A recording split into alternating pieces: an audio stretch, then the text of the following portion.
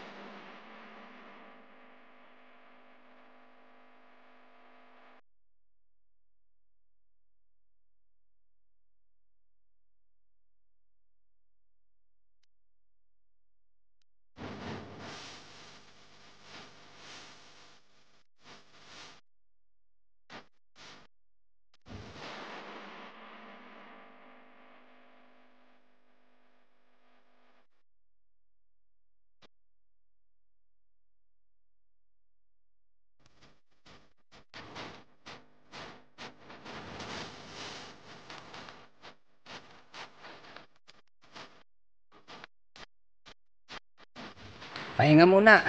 Ang init. Pinag-iisipan ko kung tatanggalin na rin tong windshield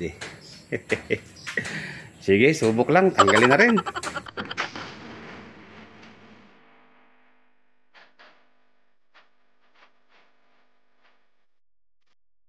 Sigurado, dami na rin to.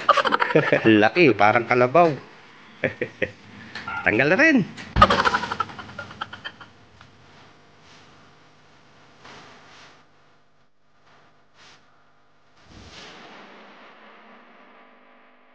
So, ayan mga ka-RFI, nabalatan na ng buhay si RFI. Okay, syempre, ang susunod natin gagawin, nilinisin. Napapaliguan natin to para naman mukha siyang gwapo talaga. Okay, let's go!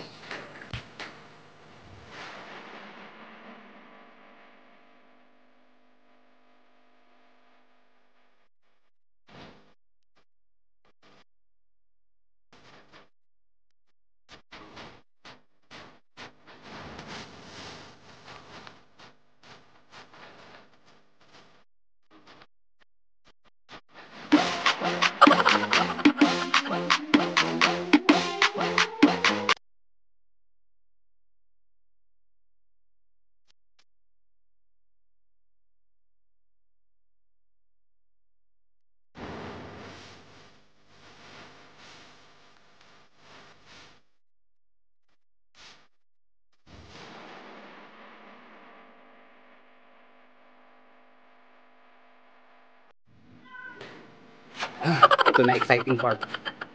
Apply tayo ng wax. Okay.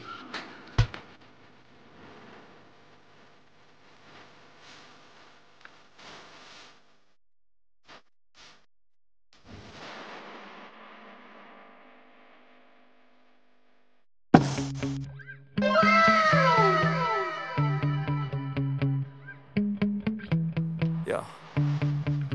Sometimes I get so mad, there's no controlling me. My thoughts get so bad, I'm like, I might grab a bat, I don't know. My wrath, my blood boils over like, oh God, here goes. I lost all feeling from my head to my toes. You said some shit that I can't let go, so just stay tuned for the rest of the show. So have you ever felt betrayed? Switches how you see things, realize something needs change. Cause I know you got me fucked up, let me show you what's up. Cause enough is enough. I'll take a face full of pavement just to make a statement. I know there's no turning back. Oh God, adrenaline wasted, so mad I can taste it. I know there's no turning back. I'll do what it takes, I ain't making mistakes.